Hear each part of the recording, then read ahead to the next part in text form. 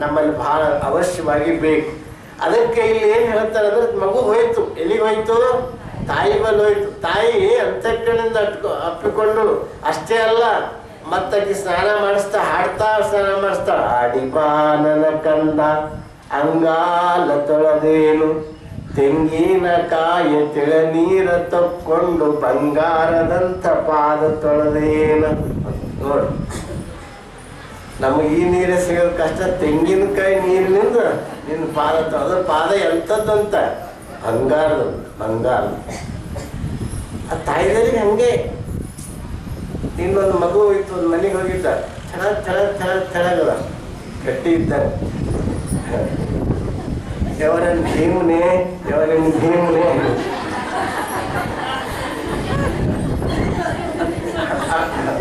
ಹಾಗೆ ಹತ್ಕೊಳತ್ತ. ಅಕ್ಕಿ ತಾಯಿಗೆ ಕೆಳಗಿದ್ದನು ಭೀಮೆ ಪಾಪ. ಆ ಪಾದ ಆಕಿ ಎಂತ ಪಾದ ಕಾಣತ್ತದ? ಬಂಗಾರದಂತ ಪಾದ ತೊಳೆದೇನ. ನೋಡ್ರಿ, ಇದು ಯೂನಿವರ್ಸಿಟಿಗೆ ಓದಿ ಬರೆದದ ಅಲ್ಲಿದು, ಡಿಗ್ರಿ ಪಡ್ಕೊಂಡು ಬರೆದಿದ್ದಲ್ಲ, ಅಂತಃಕರಣದಿಂದ ಬರೆದಿತ್ತು. ಅವಾಗ ಮಗುವಿಗೆ ಸ್ನಾನ ಮಾಡಿದಳು, ಎಲ್ಲ ಎಣ್ಣೆ ಹಚ್ಚಿ ಸ್ನಾನ ಮಾಡಿಸಿ, ಎಲ್ಲ ಮುಖೈ ಪೌಡರ್ ಗಿಡರ್ ಎಲ್ಲ ವಿಭೂತಿ ಹಚ್ಚಿ ಬಟ್ಟೆ ಹಾಕಿ, ಇನ್ನು ಆ ಪಲ್ಯ ಕುಂತಿದ್ದ ಸ್ವಲ್ಪ ಪೇಪರ್ ನೋಡ್ಕೋತ ಎಲ್ಲ ಟ್ರಿಮ್ಮೆಂಟ್ ಡ್ರೆಸ್ ಹಾಕಿದ ಮೇಲೆ ಮತ್ತಿದು ಪಾಪ ಅದಕ್ಕೆ ಹುಡುಗರು ಸಣ್ಣ ಹುಡುಗ ಮತ್ತೆ ಪಪ್ಪ ಅನ್ಕೋತ ಹೋಯ್ತು. ಅವಾಗ ಬಾ ಮಗ, ನನ್ನ ಮಗ, ಹಲೋ ಮೈ ಬೇಬಿ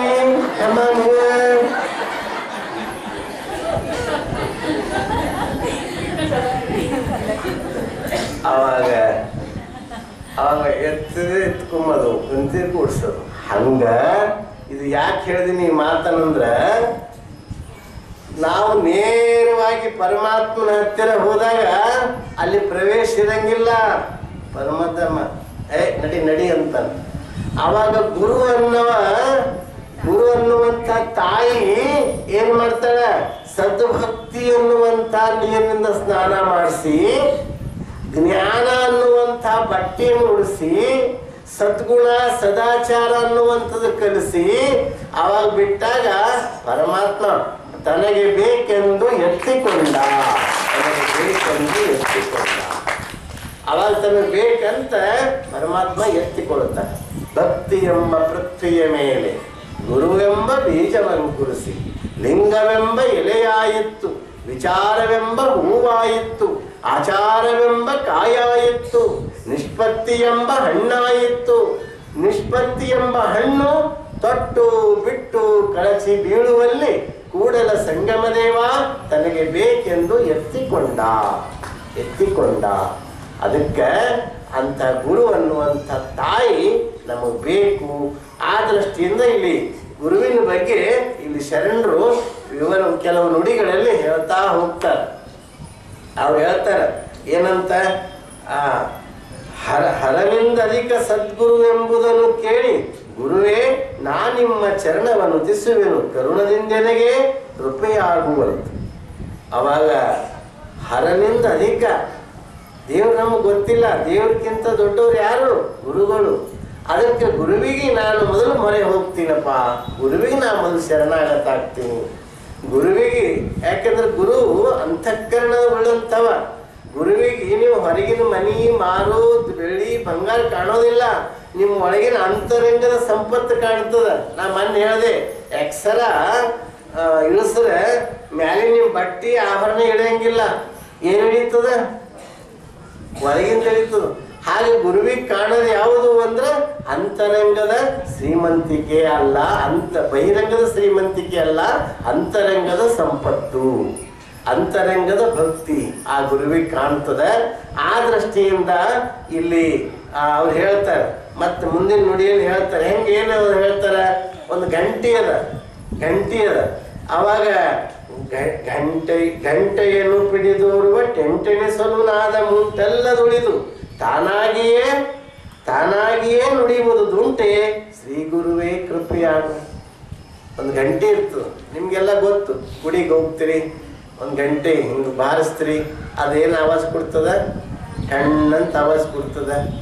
ಒಳಗೆ ಹೋಗ್ತೀರಿ, ಹಂಗ ಶಿಷ್ಯ ಆದವ ಆ ಗಂಟಿ ತಂತಾನೆ ಬಾರಿಸ್ತೇನು? ಹೆಂಗೆ ಬಾರಿಸ್ತದು? ನೀವು ಹೋದಾಗೆ ಸ್ಪರ್ಶ ಮಾಡಿದ್ರೆ ಬಾರಿಸ್ತು. ಅದೇ ರೀತಿಯಾಗಿ ಈ ದೇಹ ಅನ್ನೋದು ಗಂಟಿ ಇದ್ದಂಗೆ. ಇದಕ್ಕೆ ಗುರು ಆದವ ಹಸ್ತಮಸ್ತಕ ಸಂಯೋಗ ಅನ್ನುವಂಥ ಸ್ಪರ್ಶ ಮಾಡಿದಾಗ ನಮ್ಮ ಒಳಗಿರುವ ಅಂತರಂಗದ ಅನುಭವ ಅದು ಜಾಗೃತಿ ಆಗ್ತದೆ. ಅಂತರಂಗದ ಅನುಭವ ಅದು ಹೊರಹೊಮ್ಮುತ್ತದೆ. ಅದಕ್ಕೆ ಗುರುವಿನ ಹಸ್ತ ಸ್ಪರ್ಶ ನಮಗ ಬೇಕು. ಆ ಗುರುವಿನ ಅಂತಃಕರಣೆ ನಮಗೆ ಬೇಕು. ಆ ದೃಷ್ಟಿಯಿಂದ ಇಂಥ ಇನ್ನೊಂದು ಉದಾಹರಣೆ ಕೊಡ್ತಾರೆ. ವೀಣೆ ಇರ್ತದೆ, ವೀಣೆ, ತಂಬೂರಿ ಇರ್ತದೆ, ತಂಬೂರಿ.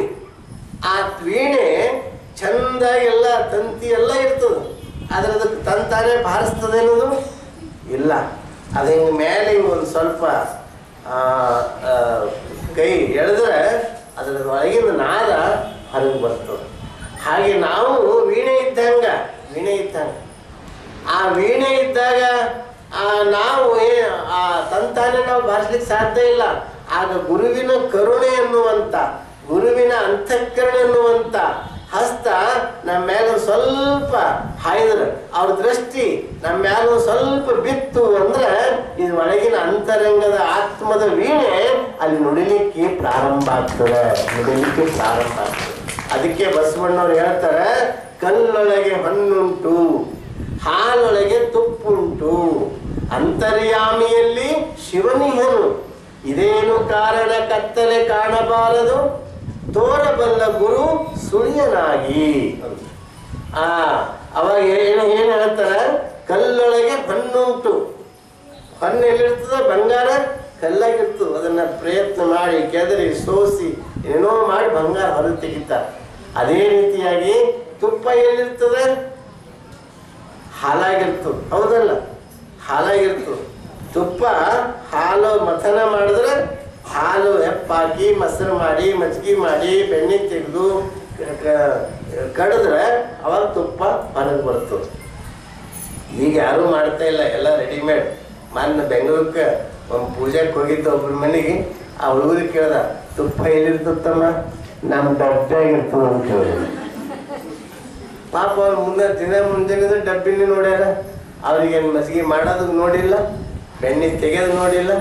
ಆ ಹಿಂದಿನ ಕಾಲದಾಗ ಇರ್ತದೆಲ್ಲ ದೊಡ್ಡ ಹರಿವಿ, ಅದು ಹಿಂಗೆ ಮಾಡೋದು, ಅದು ಡ್ಯಾನ್ಸ್ ಮಾಡಿದಂಗೆ ಇದ್ದಿರ್ತದು. ಅದು ಎಲ್ಲ ಮಾಡಿದ್ರೆ ಒಳಗಿನ ಬೆಣ್ಣೆ ತೆಗೆದು ಸುತ್ತಮುತ್ತ ಸಣ್ಣ ಸಣ್ಣ ಹುಡುಗರು ಕೂಡ್ತಿದ್ರು. ನೀವು ಯಾರು ತಿಂದಿರಿ ಇಲ್ಲ, ಅದೆಲ್ಲ ಬರ್ತದೆ ಇಲ್ಲ, ನೀವು ಮಾಡೋದ್ರ ಪರವಾಗಿಲ್ಲ. ಆ ಸುತ್ತ ಇಷ್ಟಿಷ್ಟು ಬೆಣ್ಣೆ ಆ ಹುಡುಗರು ಕೈದಾಗ ಕೊಟ್ಟು ತಿನ್ಕೊತ ಹೊರಗೆ ಹೋಗ್ತಿರು. ಇದೆಲ್ಲ ಆ ಅನುಭವ ಮತ್ತೀಗ ಸಿಗೋದಿಲ್ಲ.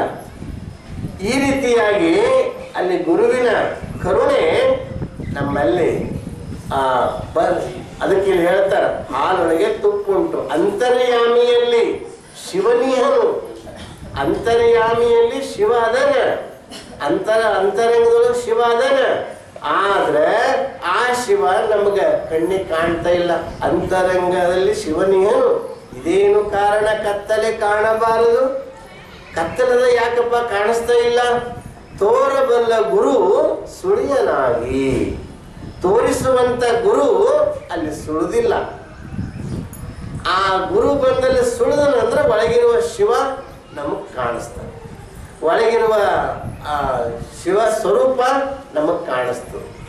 ಅದಕ್ಕೆ ಗುರುವಿನ ಕರುಣೆ ನಮಗೆಲ್ಲ ಅವಶ್ಯವಾಗಿ ಬೇಕು. ಕೆಲವರು ಅಂತಿರ್ತಾರೆ, ಇಲ್ಲಪ್ಪ ನಾವು ಚಲೋ ನಡ್ಕೋತೇವೆ ಸಾಕು, ನಮ್ಗೆ ದೀಕ್ಷೆ ಏನು ಹತ್ತಲ್ಲ, ಗುರು ಕರುಣೆ ಹತ್ತಲ್ಲ, ಅದೇನು ಹತ್ತಲ್ಲ, ನಾವು ಚಂದ ನಡ್ಕೋತೇವೆ ಸಾಕಂತ. ಹಾಗಲ್ಲ. ಎಷ್ಟೇ ಚಂದ ಇದ್ರು, ನೋಟ್ ಎಷ್ಟೇ ಇದ್ರು, ನೋಟಿಗೆ ಯಾಕೆ ಕಿಮ್ಮತ್ತದ ಹೇಳ್ರಿ? ಈಗ ಹುಡುಗರು ಆಟ ಆಡ್ತಾವ, ನೋಟ್ ನೋಡಿರೇ ಇಲ್ಲ? ಅದು ಇದ್ರಂಗೆ ಇರ್ತಾವ, ಅವನು ಸೇಮ್, ಎಲ್ಲ ಸೇಮ್ ಇರ್ತದೆ. ಆದ್ರೆ ಅದಕ್ಕೆ ಯಾಕೆ ಬೆಲೆ ಇಲ್ಲ, ಇದಕ್ಕೆ ಯಾಕೆ ತಿಜೋರಿದಾಗ ಇಡ್ತೀನಿ?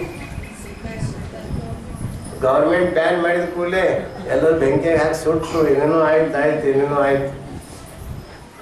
ಅದು ಇದು ಈ ನೋಟಿಗೆ ಯಾಕೆ ಕಿಮ್ಮತ್ತದ, ಇದ್ರ ಮೇಲೆ ಸರ್ಕಾರದ ಮುದ್ರೆ ಅದ. ಹಾಗೆ ನಮಗೂ ಗುರು ಕರುಣೆ ಅನ್ನುವಂಥ ಮುದ್ರೆ ಇತ್ತು ಅಂದ್ರೆ ನಮ್ಮ ಜೀವನದೊಳಗೆ ನಾವು ಮುಂದುವರಿತೀವಿ. ಆ ಅಧ್ಯಾತ್ಮದ ಒಳಗಿನ ಶಿವಸ್ವರೂಪದ ಅರಿವು ನಮಗಾಗ್ತದೆ. ಬಂಧುಗಳೇ, ಅಂಥ ಶಿವಸ್ವರೂಪವನ್ನು ಅರಿವು ಮಾಡೋ ಸಲುವಾಗಿ 12ನೇ ಶತಮಾನದಲ್ಲಿ ದೊಡ್ಡ ಕ್ರಾಂತಿ ಆಯಿತು. ಆ ಕ್ರಾಂತಿಯ ಬೀಜ ಯಾರು ಅಂದ್ರೆ ಅಕ್ಕನಾಗಮ್ಮ ತಾಯಿ. ನೆನ್ಪಿಟ್ಕೋಬೇಕೆಲ್ಲರು. ಬಸವಣ್ಣನವರು ಹೆಂಗೆ ಶಿವಾಜಿ ಮಹಾರಾಜರಿಗೆ ತಯಾರು ಮಾಡಿದಂಥವ್ರು ಯಾರಿಗೆ ಸಲ್ತದ? ತಾಯಿ ಜೀಜಾಬಾಯಿಗೆ ಹೆಂಗೆ ಸಲ್ತದಲ್ಲ, ಹಂಗೆ ಬಸವಣ್ಣನವರನ್ನ, ಬಸವಣ್ಣತನವನ್ನ, ಬಸವಣ್ಣನವರ ವ್ಯಕ್ತಿತ್ವವನ್ನ ರೂಪುಗೊಳಿಸಿದವರು, ಆ ಬಸವಣ್ಣನಿಗೆ ಒಂದು ವಿಶಿಷ್ಟವಾದಂಥ ಸಂಸ್ಕಾರ ನೀಡಿರುವಂಥ ತಾಯಿ ಅಕ್ಕ, ಬಸವಣ್ಣನವರ ಅಕ್ಕ ಯಾರು ಅಂದ್ರೆ ಅಕ್ಕನಾಗಮ್ಮ. ಈ ಅಕ್ಕನಾಗಮ್ಮ ಬಸವಣ್ಣನ ಕ್ರಾಂತಿ ಗಂಗೋತ್ರಿ ಅಂತಾರೆ. ಅದಕ್ಕೆ ಕ್ರಾಂತಿ ಗಂಗೋತ್ರಿ. ಬಸವಣ್ಣನವರ ಕ್ರಾಂತಿ ಆದ ಮೇಲೆ ಮೊಟ್ಟ ಮೊದಲು ಲಿಂಗ ದೀಕ್ಷಾ ಪಡೆದಂಥ ತಾಯಿ ಯಾರು ಅಂದ್ರೆ ಅಕ್ಕನಾಗಮ್ಮನೇ ಪ್ರಪ್ರಥಮ. ಆ ಅಂತಹ ಅಕ್ಕನಾಗಮ್ಮ ತಾಯಿಯವರ ಒಂದು ಜಯಂತಿ ಇಂದು ಇದೆ. ಅದಕ್ಕೆ ಇವತ್ತು ಬಸವ ಪಂಚಮಿ ಅಂತೂ ಕರೀತಾರ, ಅಕ್ಕನಾಗಮ್ಮನ ಜಯಂತಿಯೂ ಕರೀತಾರ. ನಮ್ಮ ಗುರುಗಳು ಈ ಅಕ್ಕನಾಗಮ್ಮನ ಜಯಂತಿ ಮೊಟ್ಟ ಮೊದಲು ಜಾರಿಗೆ ತಂದು ಎಲ್ಲ ಕಡೆ ಇವತ್ತು ಕರ್ನಾಟಕಾದ್ಯಂತ ಆಚರಣೆ ಮಾಡ್ತಾರೆ. ಇಲ್ಲಿ ಅಕ್ಕನಾಗಮ್ಮನ ಬಗ್ಗೆ ಒಂದು ಹೇಳಿದ್ರೆ ಸಾಕು ಅನಿಸ್ತದೆ. ಈಗಾಗಲೇ ನಮ್ಮ ವಿಶ್ವನಾಥಪ್ಪ ಬಿರಾದಾರ್ ಅವರು ಒಂದು ಸ್ವಲ್ಪ ಹೇಳಿದ್ರು.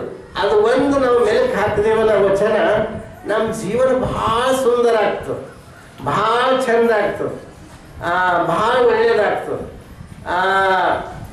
ಆ ವಚನ ಅವರು ಹೇಳಿದ್ದಾರೆ. ಅದನ್ನೇ ನಾನು ಒಂದು ಸ್ವಲ್ಪ ವಿಶ್ಲೇಷಣೆ ಮಾಡಿ ಇವತ್ತಿನ ಪ್ರವಚನಕ್ಕೆ ಮಂಗನ ಮಾಡೋಣ. ಏನು ಹೇಳ್ತಾರೆ? ನಾವೆಲ್ಲ ಏನಾಗ್ಯದ ನಮ್ದು ಅಂದಿಲ್ಲ, ಇಲ್ಲಿ ಹೇಳ್ತಾರೆ ನೋಡಿ.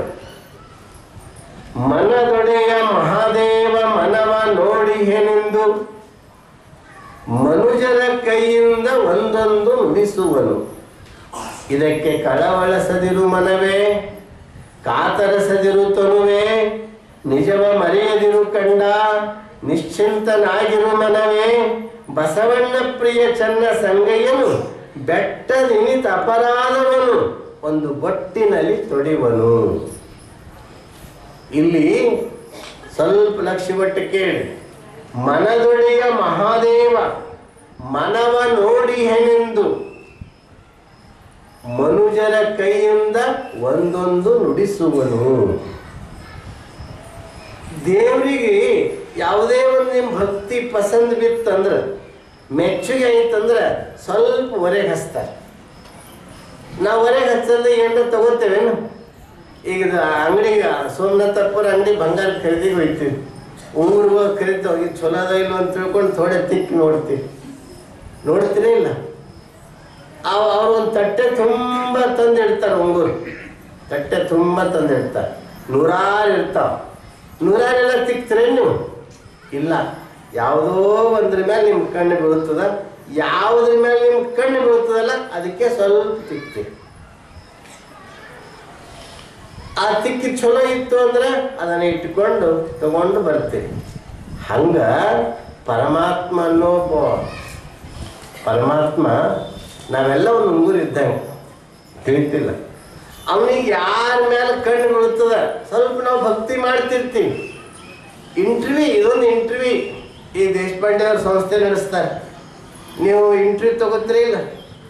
ಇಂಟರ್ವ್ಯೂ ತಗೊಂಡ್ರೆ ಯಾರು ಹೆಂಗ ಏನಂಬುದು ಗೊತ್ತಾಯ್ತು. ಒಬ್ಬ ಸಾಮಾನ್ಯ ಕ್ಲಾರ್ಕ್ ಇದ್ದೂ ಇಂಟರ್ವ್ಯೂ ತಗೋತಾರೆ, ಪ್ಯೂನೂ ತಗೊಳತ್ತಾರ. ಅಂದ್ರೆ ಇಂಟರ್ವ್ಯೂ ಅಂದ್ರೆ ಪರೀಕ್ಷೆ. ಹಂಗೆ ದೇವರು ನಮ್ಮ ಇಂಟರ್ವ್ಯೂ ತಗೋತಾನೆ. ಈಗ ನಾವು ಭಕ್ತಿ ನೀವು ದೀಕ್ಷಾ ತಗೋತೀರಿ, ಲಿಂಗ